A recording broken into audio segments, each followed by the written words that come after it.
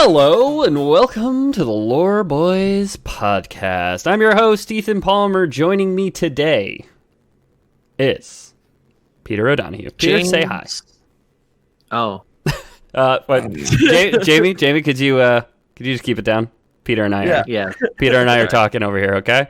Do you mind, buddy? You mind? Yeah? Do you have your toy? Yeah, you're good? You're good in the corner? I got my toy. You're going to keep it down while we're recording, right, buddy? Right, champ? Yeah. Okay. Buckle. Me, Peter O'Donohue. Hi. Mm-hmm. And I guess James happily busy in the corner Miller. James always so busy in the corner. What's he doing in that corner? What's he got over there? Finding little origami spiders everywhere. What the fuck? It's very, very unsettling. Welcome to the internet's #1 fake history podcast. Thanks for joining us. Anybody who hasn't heard the show before, we like to talk about made-up history stuff, but act as though it were real, because in our hearts, it is real. Yeah. So, welcome to the show.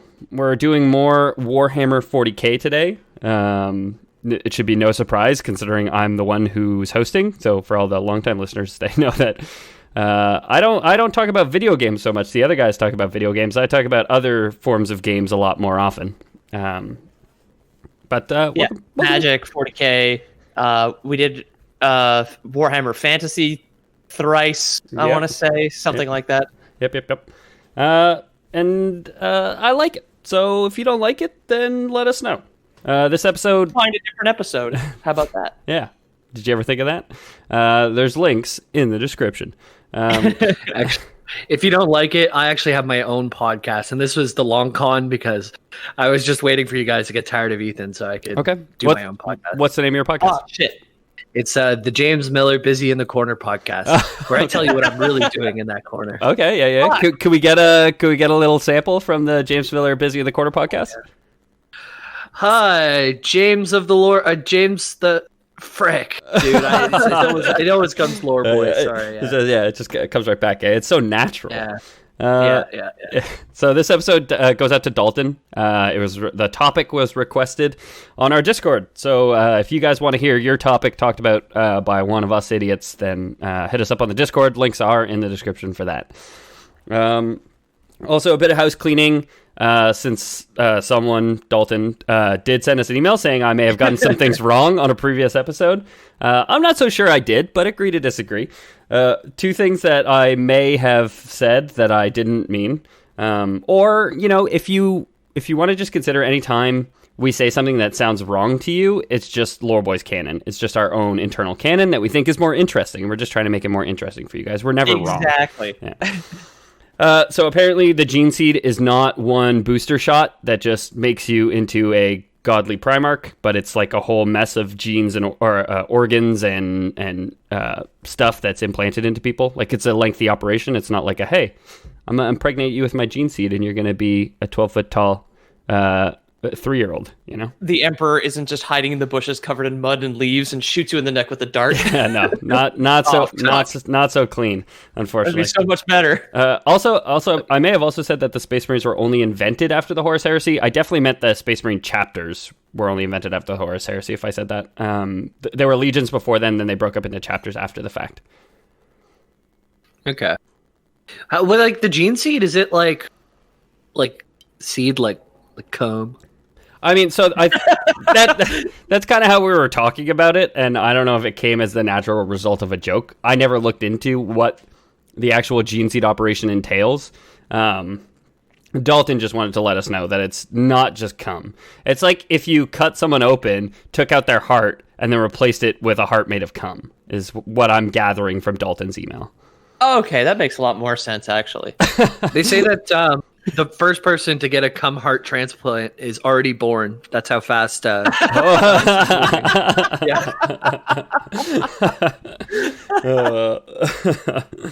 That's pretty good. So as the listeners at home will know from the episode title, but as you two probably don't know, we are talking about the Space Wolves Legion of Space Marines. Oh, the gray ones. I guess, yeah. I never look up what they look like because I'm not a visual person. That's my job to do. That is your job. Of course, if you're in Montreal, why don't you support some local business and go to Ted's Hobby Shop? That's where I get all of my Sister of Battle minis that I've been painting. Check them out on Instagram. Our three listeners in our hometown of Montreal, please go do that. Support your local game store, everyone. Please buy it.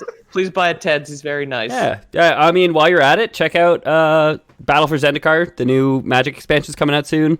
Rime of the Frost Maiden, the new D&D book, is coming out tomorrow. So support your local game store. Go down there and just give them a little what's up. A little, hey, can I support you in this dire time? Yeah. Now that I lost my sense of smell due to COVID, I'm much more comfortable in this game store. There usually is kind of a funk, isn't there? That joke has layers, man. I like it.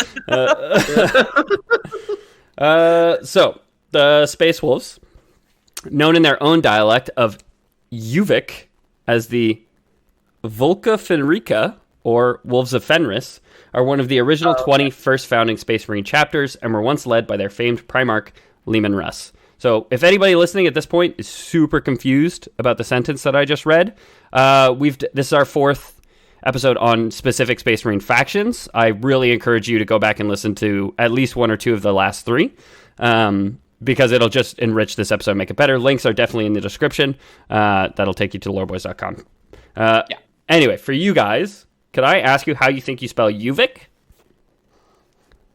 Oh, and I don't know if I'm pronouncing it right, to be fair. It sounds like Norse. Is it the U with the 2 dots, V-I-K? No, good guess though. Oh, darn. It's G. It's G-N-U. Not G, but Gnuvik? It's yeah. No, it's J, not G. Close. UVJK. Which VJK. VJK is 3 letters you don't often see next to each other. Now, how would you guys spell Volca? Normally, V-O-L-K-A. I heard it's close to the labia. Yeah, yeah. It's yeah. That's all a mystery to me, though. Volca, V-U-L-K-A, I guess. Drop the U. It's just V-L-K-A. And I don't know why. I don't know why they do this to us. Are they, I guess, like Icelandic themed? Yeah, so they're the Wolves of Fenris. Yeah. So Scandinavian, Norse, Nordic. A lot of their stuff comes from there. Originally the 6th Legion of Astartes, raised by the Emperor at the dawn of the Great Crusade. The Space Wolves are renowned for their anti-authoritarian ways and their embrace of their homeworld Fenris's savage barbarian culture, as well as their extreme deviation from the Codex Astartes in the chapter's organization. So they're like barbarian shock troopers is like their theme. Like, whereas everyone else is very Roman, very structured, very ba-ba-ba, they're like, we descend onto the battlefield with the might of warriors. They're like the Gallic hordes that sacked Rome or whatever? Yeah, sure. I don't know. I don't know history, but yes, I'm going to say yes, absolutely that thing. Okay. That you just said?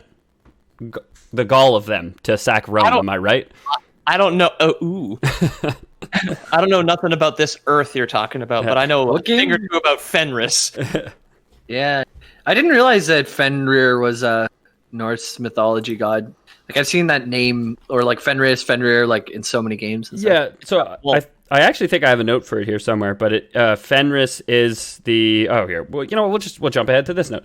So Fenris takes its name from the mythical Norse wolf, fathered by the god of tricksters Loki, that would assault the Norse gods during the final battle of Ragnarok. Most of the names of locations on Fenris are also drawn from the Norse mythology and languages of Old Earth. Its single moon is called Valdramani, the wolf's moon. Cool. Ooh-woo. Ooh-woo. Wolf moon senpai. So since the days of yif. Sorry. Jamie, could you please not say yif on the podcast? That's for your things Jamie's doing in the corner podcast, okay? You're mixing them up. To the corner. You're mixing them up. So since the days of the 6th Legion's inception on Terra, the Space Wolves have remained a legion apart from its fellows, its origin shrouded as it garnered a fearsome reputation for its warriors' prowess as a shock assault force, as well as tireless pursuers and peerless hunter-killer force.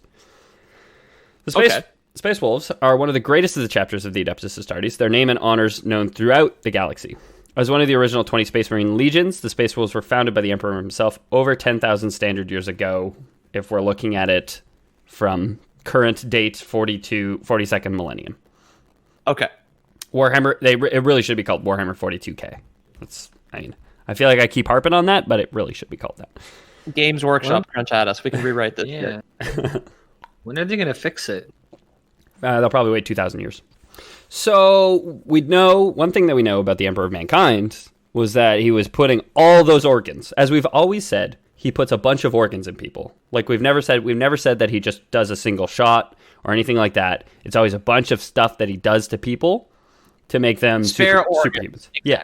But we've always said that it's a lot of things, a lot of organs. Salamanders, find the biggest set of lungs in the volcano field that you can, catch it, bring it back to me. Set it on fire, and then bring it up. Set it on fire. And then you've got on McCrag. It's just like, your dad raised you to be a stronger set of lungs than this, right? Exactly. And then he died for it. Or whatever. Punk bitch. Yeah, exactly. And he took his dad's lungs. Yeah. Do you or someone you know suffer from mesothelioma? You could be entitled to exaltation by the God Emperor of Mankind.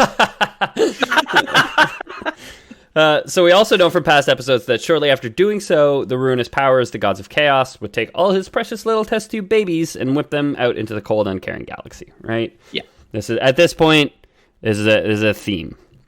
The fact that we thought it was a genetic augmentation seems pretty like soft core for Warhammer. I'm actually less surprised than ever that he took his perfect god babies and just stuffed them with organs. That's way more in line with the misery of 40K that I've come to get used to and love. I mean, yeah, sure, but it's also the golden age of mankind, so maybe it would have been a good time, you know? Oh yeah, that's true. What kind of meat does he use when he stuffs them? Hot dog meat. Oh yeah. Do you know it takes 6.1 bites for the average sized mouth to eat a hot dog? 6.1? Yeah. I'm trying to think. Does that mean every 10th hot dog you're taking an extra bite? Something like that. Oh, it's every 6 hot dogs. No, it's every 10 hot dogs. It is 10 hot dogs. Excuse me. Yeah. Yeah. But yeah, so I guess, you know what they say, the 7th hot dog is not worth your time. The hardest. Or the 7th hot dog is free? I don't know how this works, okay? The first 6 hot dogs are the hardest. If anyone's tuning into the stream, this is how now I'm not a WoW officer anymore, so my whole raid, I just type hot dog facts into general chat. And I've learned a lot about hot dog and made a lot of friends and a lot of enemies. A lot. More enemies. Not an unsurprising amount of enemies, honestly. 6.1 enemies. Perfect. So the God Emperor of Mankind, his hot dog babies, they were all cast into the warp, where they'd come crashing down onto various planets. One of the pods would land outside the pretty little death world called Fenris.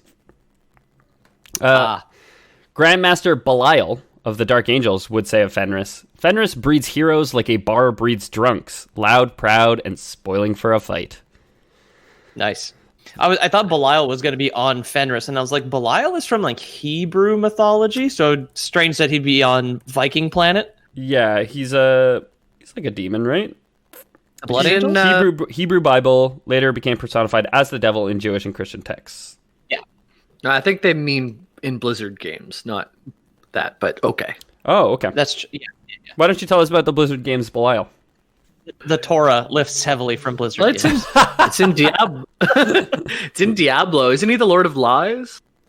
Maybe. I've never really played Diablo 3, dude. So. Okay. Lord of Lies, the most elusive of the 7 evils, and is a master of deceit. It is said that he's manipulated Asmondet into revolt against the prime evils.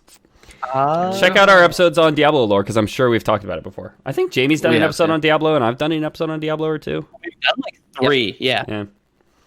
We did 1, 2, and 3, I'm pretty sure. Oh, no, we did 1, 2, and Barbarians. So. Yeah. Oh, that's right. You did Bulkathos. I didn't do like 1 and 2. I did just like, I took 2 episodes to talk about the precursors. Anyway, we're not talking about Diablo here. No, Belial is one of the Dark Angels, a Grandmaster of the Dark Angels, who we've talked about. See, I'm so bad at remembering the names of things. Yeah. I think it's not the first one we talked about, I'm pretty sure. Yeah. It's frowned upon for us to like dwell on other episodes while we're talking about a current episode, just like it's frowned upon anyone under the age of 18 to put ketchup on a hot dog. God damn it! Wait, according to who? According to the National Hot Dog and Sausage Council. I put hot dogs on my... Okay, you know what I put on my hot dog? 2 things, baby. Ketchup and mayonnaise. Yeah. And that's it. That's pretty much heathenist. Like, they wouldn't like that. You're supposed to put mustard. Once you turn 18, you got to switch to mustard, or else you're immature. So if it's a real brat, then I'd go mustard. You know what I mean? If it's a real dog, if it's like this like repurposed raccoon meat that we're using, then I'm just gonna go ketchup and mayo. That's fair. Yeah. Like for my steamy, it's ketchup and onion or all dressed Quebecois style, which is like sauerkraut or something, coleslaw and mustard. So yeah. What's going on Fenris? How many hot dogs? What do they put on their hot dogs? So they're barbarians. So I guess according to the National Council of Hot Dog Fuckers or whatever, it's just ketchup before they're 18. They're all under 18. They're all putting ketchup on their hot dog. Like a couple of fucking savages, okay? Because apparently it's totally not okay. So the Primarch of the Space Wolves had Primarch to be of the Space Wolves would land upon the icy death world of Fenris, his incubation pod plummeting down into the flank of a vast mountain. Given the harshness of Fenrisian climate, it is safe to say that a lesser being would have died almost immediately upon arrival. Most babies don't survive harsh re-entry into a planet's atmosphere. Is what Ask the what we're getting Soviets here. about that. I'm sure they send up multiple human babies. Right, if the Soviets did it, I'm willing to bet the USA did it too.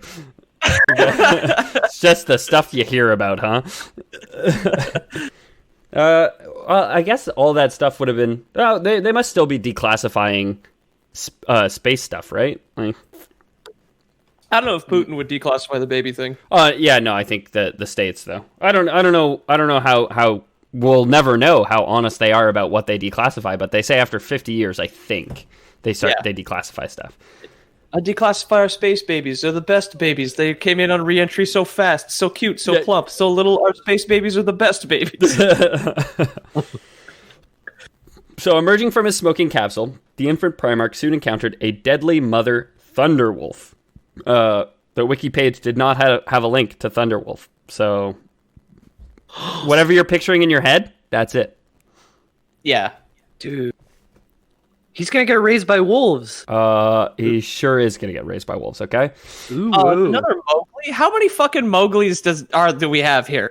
This is our second. Sensing in the feral youth a kindred spirit, the giant she-wolf did not kill the transhuman child, but instead raised him alongside her cubs as one of her own. All right.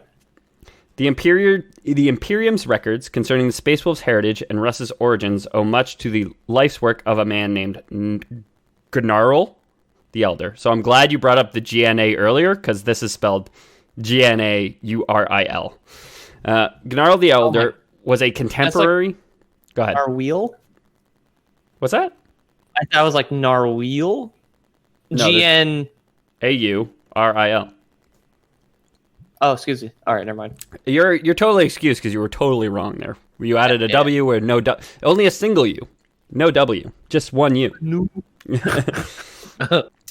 He was a contemporary of the ancient Frisian High King Thengir.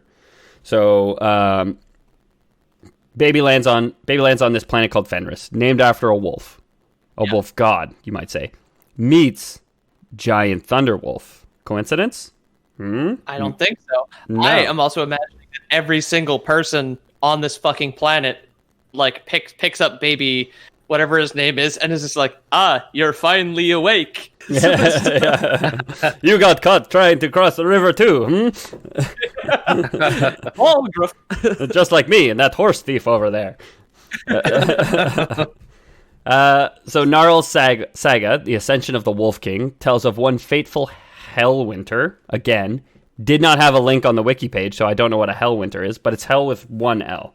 So it's like hell is Nordic hell, so it's probably like the White Frost or the Bifrost or some shit, like that snowstorm that's supposed to kill everybody. The Bifrost is a rainbow bridge, right? So I don't think it's the Bifrost.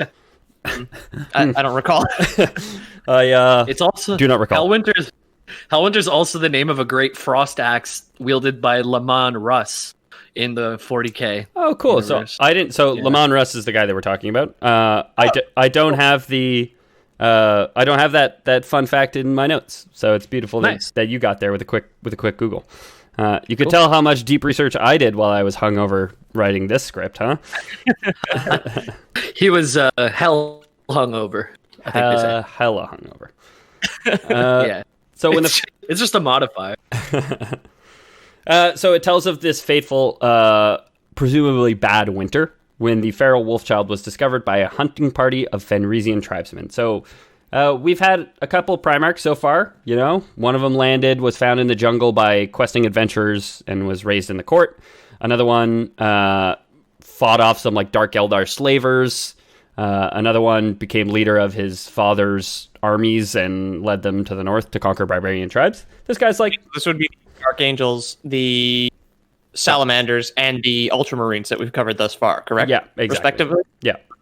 The Space Wolves were... Their Primarch was raised by wolves in space. So... It's pretty cool.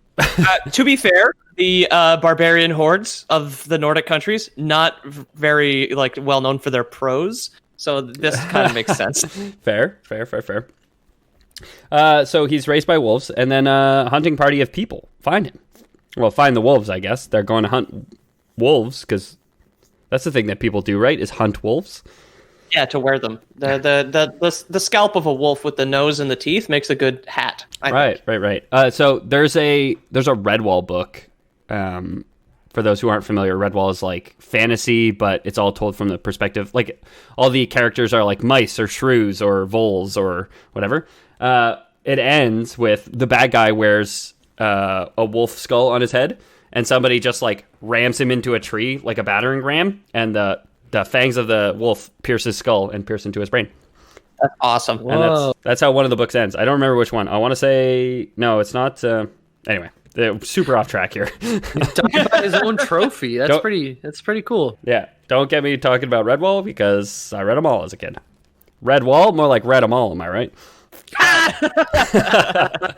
Maybe that'll be interesting to cover in the future. Yeah, great books. Very much kids' books, but great books. They find this hunting party finds them. They decide to attack the wolves. The wolf mother was slain by spears and arrows. Apparently, these people are using spears and arrows. You can kill a thunder wolf or a lightning wolf with just regular caveman weapons. I guess I'm still unclear why they're using caveman weapons. I guess they just ran out of bullets or something. Or they didn't have gunpowder on this planet because this is the year 28,000. You know, so presumably this is a step back or two. That said, so they kind of weaponized those spears. Just like it reminds me of that ESPN quote: "Hot dogs are meant to be enjoyed, not weaponized." When a fan once threw one of their hot dogs at Tiger Woods while he was on the course. Oh. I would love to see that. Yeah. They also said hot dogs are meant to be enjoyed, not weaponized, when the God Emperor of Mankind decided to turn people into weapons by injecting them with hot dog meat. So yeah, right. Oh, yeah. It's a double quote. Yeah. They said it twice. Yeah. They ran the same headline twice. ESPN's still around. Yeah, to be fair, it was 26,000 years since the last time they ran that headline. So, you kind of give them... There's got to be a grace period where headlines expire, right? Yeah. You can recycle them, yeah. Do headlines expire? Is that a thing? Can we say that with certainty? I think so. They must, right? Two of the same thing can occur, so you can report on the same thing twice, especially over the course of 26,000 years. All I can say is the sell-by date on a headline has got to be further than the sell-by date on a pack of hot dogs, because those things go off pretty quick. So, what are we talking about here?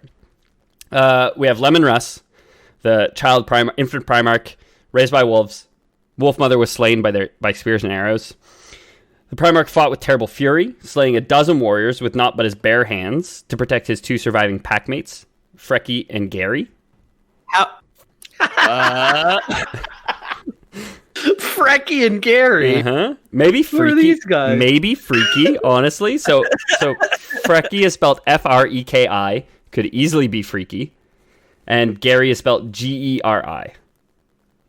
Oh, Yeah. God. So make that what you will, but I think it's Gary.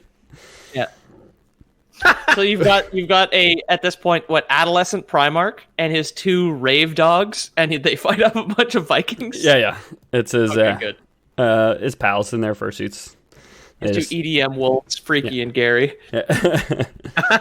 So one of the tribesmen, after seeing at least a dozen of his fellow men killed by this guy with his bare hands, is like, you know what? That guy, that's not a wolf. That's a human. That's a human, okay? Let me tell you, I know a human when I see one, and that guy there, human, not wolf. So he calls for his fellow huntsmen to lower their weapons. Like, whoa, we're here to hunt wolves. I'm not gonna wear a human skull on my head. We're not barbarians, are we? In the Warhammer universe, I would never wear a skull for decor. Come on. No, so naughty. So the bloodied youth stood his ground, fangs bared. I think that's allegorical. You know, he doesn't have fangs per se, but understood their peaceful gesture and stayed his wrath. So he decides to stop killing. He's like, you just killed my mom, but I'm gonna stop now. He somehow understands like the universal human sign of people lowering their weapons despite being from space and raised by wolves. Yeah, exactly. All right.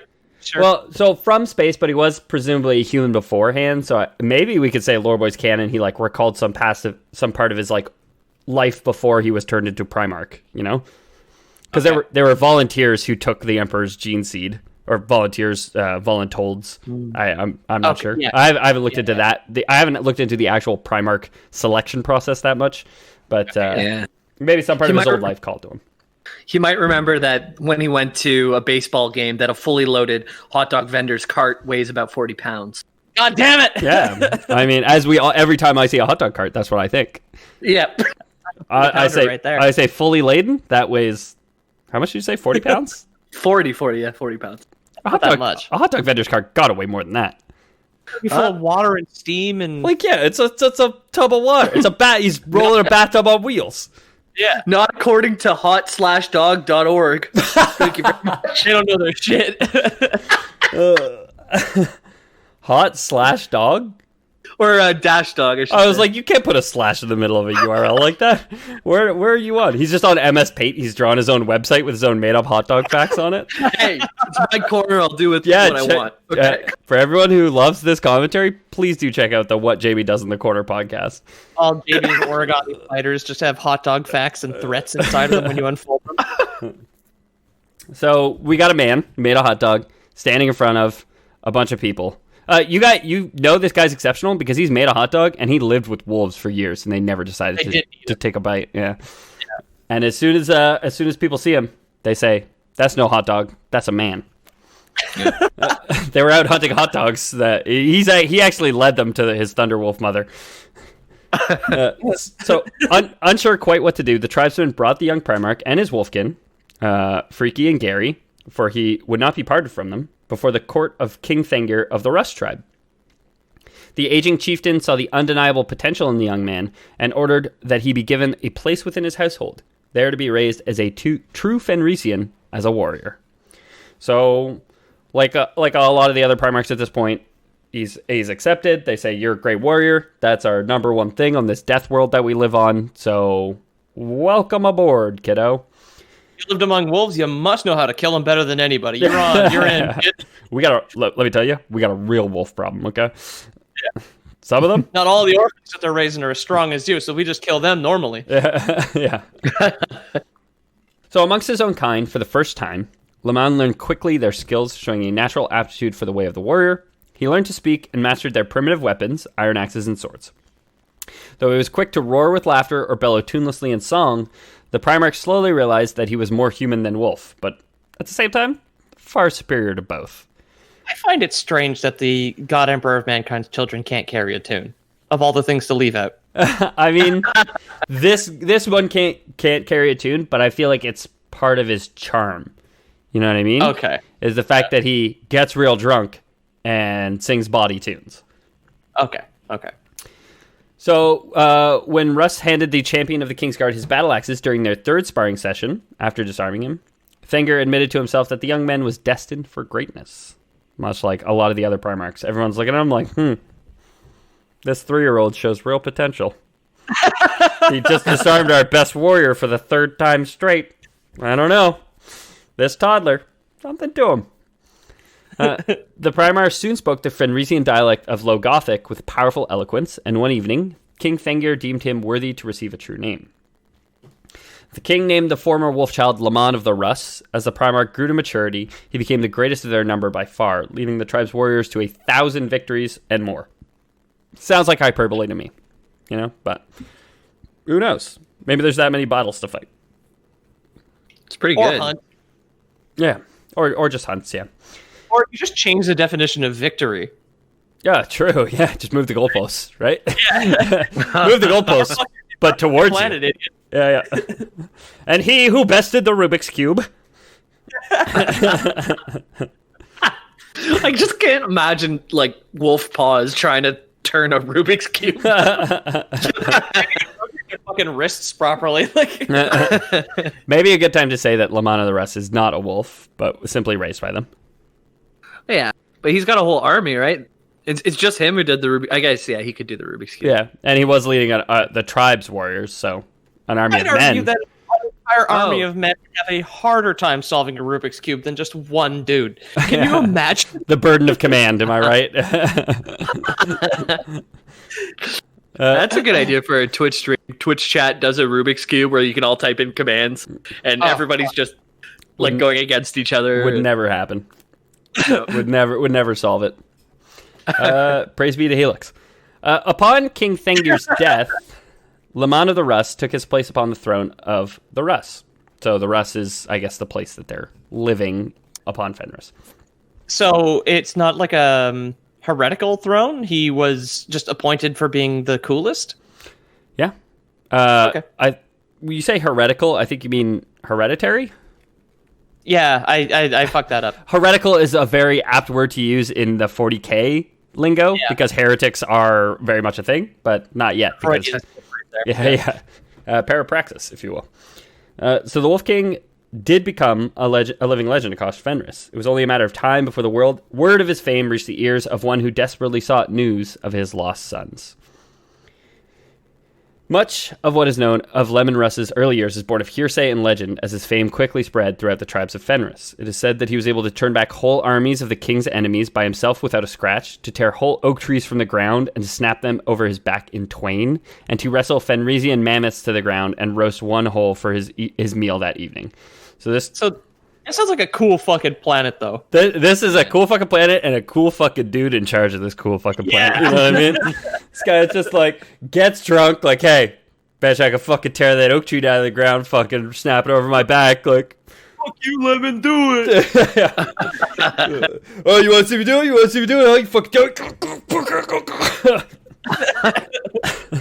Yeah, that guy is so fucking cool. He's got just like standard power armor, but it's just exposed chest hair in the middle. Yeah.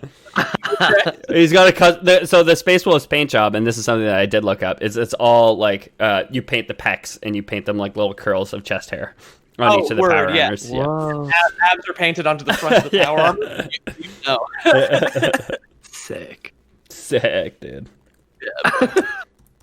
Yeah. Jamie, were you going to give us a hot dog fact?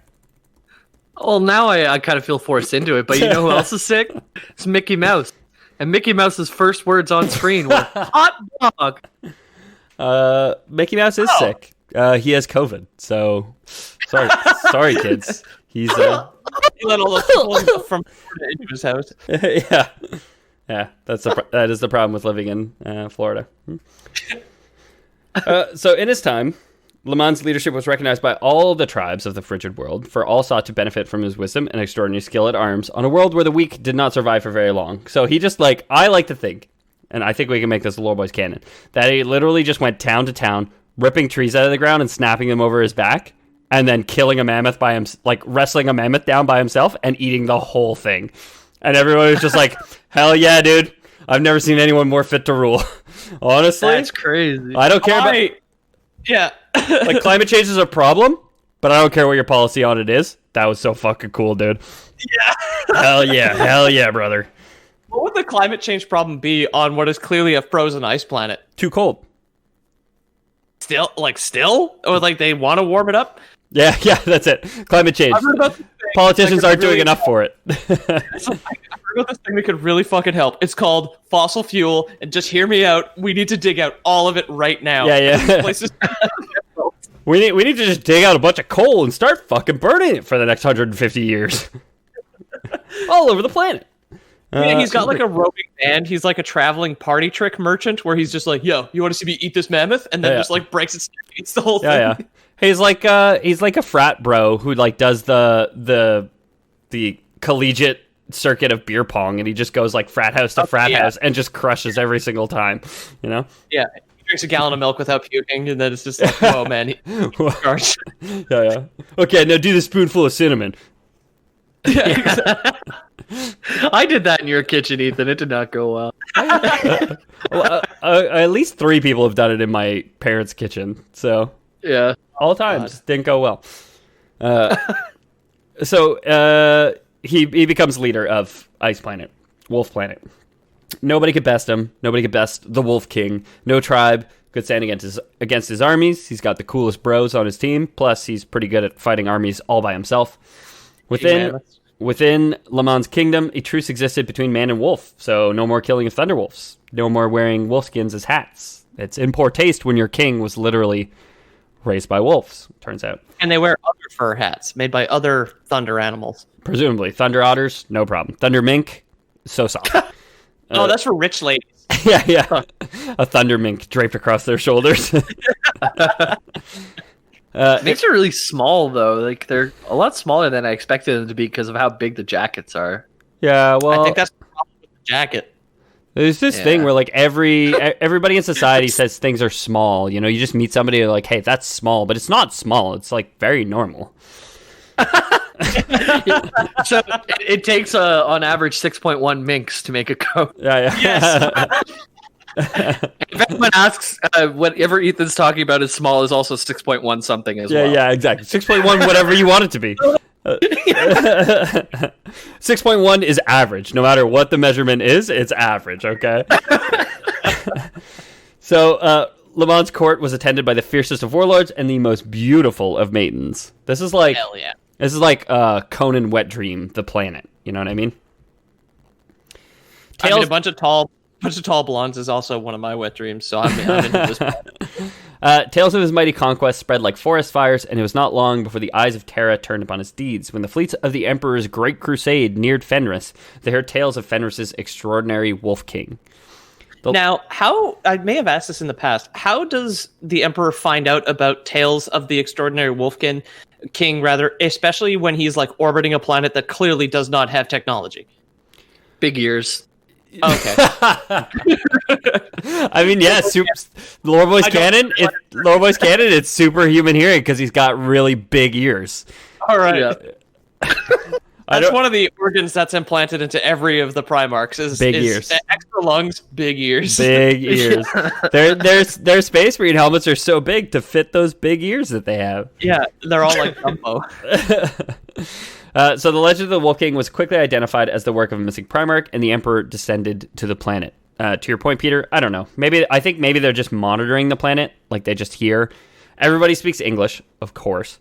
So they're just listening to various planets, and they're like, oh, people are speaking English, so there's humans there, not Eldar. Yeah. And then they're like, oh, they're talking about an extraordinary person, probably one of my sons. Let's go check it out.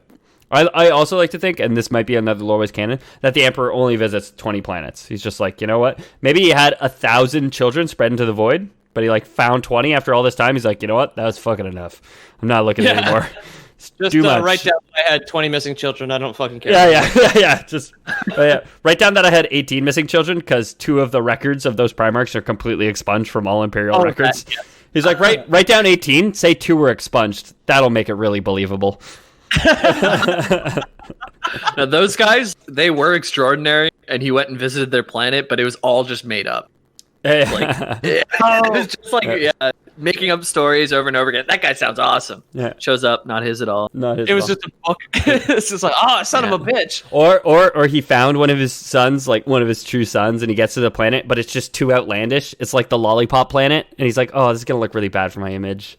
Well, we had talked about. You know what? You know what? Maybe not. We already have a Lord Voice canon for that. It was the Candy Floss Marines and the Bouncy Castle Marines. Are the two. You're right. You're right. I'm glad I just thought of the same joke that we've already told. Remember that we already have. It's okay. So the Emperor, disguised in a long plain robe and cloaked in psychic runes of disguise and confusion, entered the long hall of Russ. I would love to see a crowd of like Viking barbarians struck with the spells of runes of confusion, where they just all like, carrying their baskets of beets or whatever, and then there's like, oh. And so it's runes of disguise and confusion. So he descends to this planet of people who've never met him, who use spears and axes. I should hide my face. Disguises himself. So he's wearing, like the fucking fake mustache on the glasses with the big nose, and he's like shows up to the planet, and everybody's just like, "That's a guy that I've never seen before." Well, like everybody turns around and they all just naturally look like Groucho Marx, and it's just like, oh, thank God. Yeah, I'm blending in perfectly.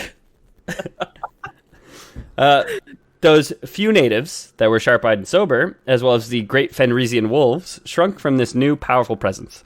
So presumably, well, not presumably, but the guy is like 18 feet tall, so I assume the runes of confusion are to be like, yeah, that's normal. Did he disguise himself as like two guys in a long coat? Like he's got a fake... he's weaving at the hips, yeah? Like, yeah, exactly. He's like pretending to be a guy in disguise to be in disguise. Lord Voice canon, he did, because he is the original 4D chess master, right? Yeah, I mean, canonically. The original 26,000 years into the future. Yes. So Russ would refuse to pay homage to him as the master of mankind. The Emperor had known well that proud Russ would never bow to his role without being beaten in a contest. So this sounds familiar, right? We've done this before. Emperor comes down, got to beat his kids in a contest. The Emperor was convinced of his own power and knew that such a challenge would be as nothing to him. Nothing. Easy peasy, okay? I beat up my kids all the time. I'll do it again. Strange Wanderer approached the gnarled wood of the Wolf Throne and its gargantuan occupant and stood firm, staring hard at where Russ was presiding over the feast. It was then that the stranger offered his challenge. That he was going to have a hot dog eating contest. So that is legitimately the first challenge, okay? What? You didn't let me get to it, but the first challenge is a hot dog eating challenge, okay? Dude, but Joey Chestnut holds the record in 2018 of 74 hot dogs in 10 minutes. Yeah, who holds in 28,000, my dude? It's probably going to be this guy. I ain't read that wiki yet, huh? So, if the stranger won, the Emperor won, he asked for nothing but be allowed to drink at the right hand of Russ during the feast. So he's like, he knows how to play to the ego. He's like, you know what, dude? I just want to drink with you. If I win, that's all I want to do. I want to sit at your right hand. I want to drink. Russ is like, if you fail, you're my slave for a year. That, again, sounds kind of familiar. It was the salamander was exactly that. So Russ challenged the Emperor to a series of tests. The Wolf King did not wish to spoil a good feast. His first challenge was to be an eating competition. Wow. So, hot dog eating competition. They got the glasses of water, plain hot dogs. Oh, yeah. You know, because the Primark, at least he's under 18, so he's not allowed ketchup yet. Yeah. They probably got to go, like, under the average bites of 6.1 if they got to keep up, right? It's probably, like, more of a 2-bite affair. Probably easier. Oh, he's 12 feet tall. He could eat a single hot dog in a single bite. Yeah. A man so large he could eat a hot dog in a single bite. Less than 6.1 is unheard of. Yeah, he just, every time he eats a hot dog, a woman faints in the room, you know? My word. I wonder if he could eat the world's largest hot dog or longest hot dog, which was 668 feet long, enough to cover 2 football fields. Ugh. Good. It's a lot of raccoon meat. So, the stranger ate well indeed, consuming many times more than the stoutest warriors present without pause. But when he looked up from his plate, Russ had already consumed 3 entire aurochs. which is, I guess, what they make hot dogs out of on Fenris. An auroch is a real animal. It It's is. like it's like a cow. Like an ox, yeah. Yeah, it's a big cow. I know, Peter, okay? Thank you for telling the listeners at home, but I know. I didn't know. Thanks, Pete.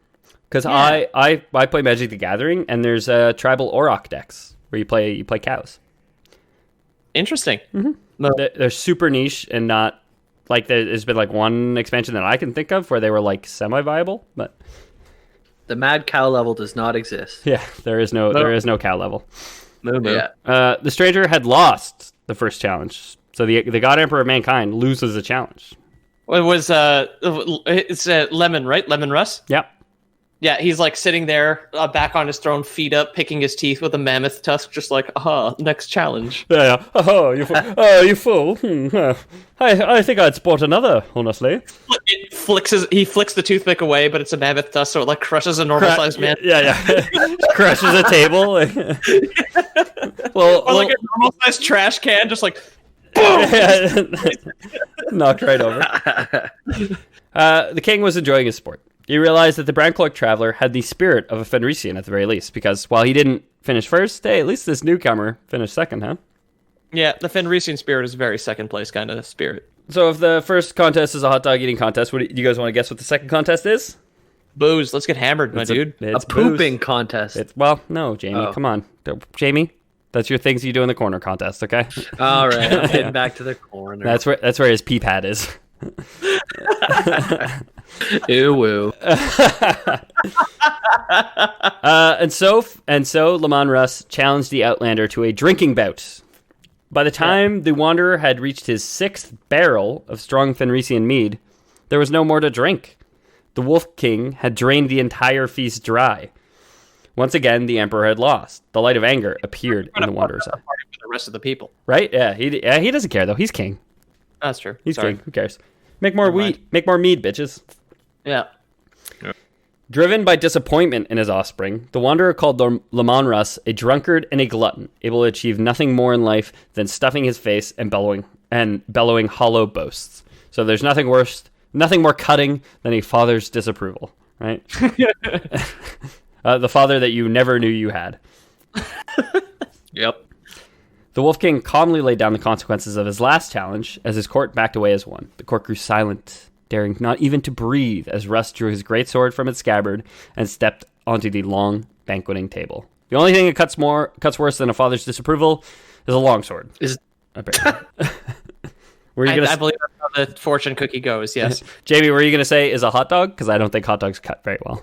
No, I was gonna say is a longsword, so we're kind of synced up on that one. Okay. Are you going to just say some fact about the world's longest hot dog sword or something? Some kind of hot dog tip drill or something stupid like that. No. I'm here for the 40K lore, dude. I was thinking he's gonna cut him with the sword.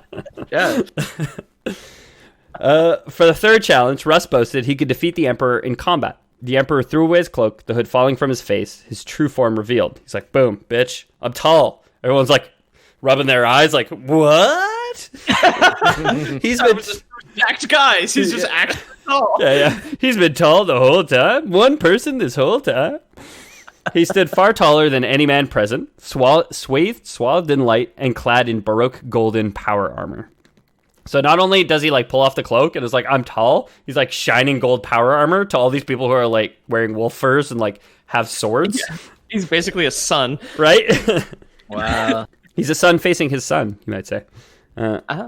Ooh. This time, the Emperor would defeat Russ. So while the guy can drink, the guy can eat. Not as good at fighting. He fells him with a mighty blow from his power glove. When Leman came back to consciousness, he admitted defeat, and with a bloodied smile and a broken fang, he swore fealty to his true father, the Emperor of Mankind. It's like, Dad. Nintendo Power Glove wins again. Yeah, exactly. Yeah. It's the ultimate gaming apparatus. You're right. It's so bad. Was the... I guess since it was with a punch, this is going to sound like punny and stupid. Was the Emperor pulling his punches just like, like sipping his drink, just like, ooh, I'm so drunk. Oh, you're going to beat me. Was he faking it the whole time just so he could knock a fucker out? I mean, so it was Leman Russ who called the challenges each time, canonically, he was pretty pissed that he lost the drinking contest and the eating contest. So much to say, like, he lost the contests, and then he went to the guy who was like, those are stupid contests anyway. You only care about stupid contests, you know? So I do like to think that he was pretty salty and was actually trying to win those. But also, he lost 2 out of 3, and the son is still like, yeah, you still win the big show, you know? Yeah. Okay. Which I guess the story wouldn't be a story otherwise, you know? This would fall in line with the bouncy house world and the cotton candy world or whatever it was. Yeah. So Russ's action. Russ swears allegiance. He's a Primarch now. He gets his own crew. His actions in bringing new worlds into Imperial compliance met with such rampant success that his conquests led him into the far corners of the galaxy. With the band back together again, the Primarchs falling in line one by one, the galaxy looked like everything was coming up Millhouse. The golden age of mankind was thriving and looked like it would never stop. And as you guys know, it probably did never stop, right? Yeah. I mean, in the far future of the 41st millennium, there is only Millhouse. Yeah. And Betty White is still alive. And actually, she's the person who Americans most want to eat a hot dog alongside. God damn it! Oh, God. I mean, I'd eat a hot dog with Betty White. I mean, I would eat She's 98. I would eat a veggie dog with Betty White. Fair. I have a great aunt that's 98, so eat shit, Betty White. Eat a hot dog, Betty White. Idiot. Eat a hot dog. So everything's looking great. Things are going great. But in an act that would scar the galaxy forever, Russ's brother, Primarch Horus, the War Master of the Great Crusade and the progenitor of the Luna Wolves Legion, as well as the most favored son of the Emperor, turned from the light and embraced the ruinous powers to fulfill his dark ambition of replacing his father upon the throne of Terra. As I've said before, it's an episode in its own right, and I am planning on doing one. The Horus Heresy would bring the Imperium to its knees, nearly destroying everything that the Emperor had worked for. Despite the treachery of many of his brothers, Leman Russ held true to the oath of fealty he swore to the Emperor on the day they first met. So did the Space Wolves remain fiercely loyal to the Emperor throughout the Horus Heresy. They took part in some of its most renowned actions, but from these dark times more than 10,000 years ago come few details of any certainty. So, who remembers 10,000 years ago? Personally, I don't. Betty White maybe does, but I certainly don't. Seems like it. She remembers eating a hot dog with Cleopatra or something. Actually, Cleopatra was born closer to modern day, closer to the invention of the hot dog than she was born to the building of the pyramids. So yeah, 1487 is where they think hot dogs were first made, but we're not sure. Okay, definitely closer to the invention of the hot dog. Hot dogs are much older than I thought. Yeah. Although I bet it might be sausages, right? I bet you a 15th century hot dog looks nothing like a modern day hot dog. I'll tell you that. No, they genetically changed it. It's like old corn and stuff. Yeah. True. I was going to say they didn't have the tools to pick out all the raccoon hair. The West hadn't discovered corn in 1487. No. Damn, dude. Yeah. Or maize. You ever look at like old watermelons? Like on the inside, there's only just like a little bit of the flesh. Yeah. And it's like mostly it's all rind. Yeah. Yeah. So 10,000 years ago, or 12-ish, 14-ish thousand years ago, 8 to 14,000 years ago was a time of legends. It was an age of war. Such records as were made have not survived, and only many centuries later did chroniclers begin to describe the bloody events of those days. The Space Wolves would not be present during the final battle for Terra that ended the heresy and doomed the Emperor to a living death in the stasis field of his golden throne. Instead, the leader and his legions would be embroiled in conflicts with his former brothers, namely the Thousand Sons Legion and the Alpha Legion. But that's probably a story for another time. That's a story for another day. So I think my next episode will probably jump into the conflicts with the Thousand Sons Legion and the Alpha Legion, to I hope Dalton's pleasure. Because, and other people, maybe. I don't know. Yeah, Dalton specifically because he requested it, but I really enjoyed reading about Leman Russ, and I'm planning on doing that and having that lead naturally into into the Horus Heresy, hopefully. So maybe the next one will be a half Horus Heresy, half finale of this episode.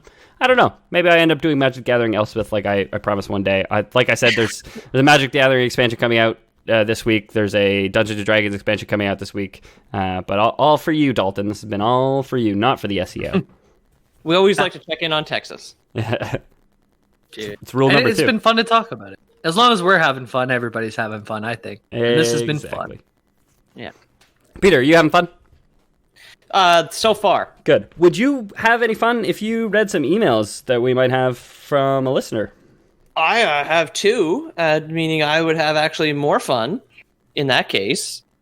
Fun as well. Fun too. Also fun is good. So we have one here from Josh, and I'm sorry about this in advance. Josh Vaccarano?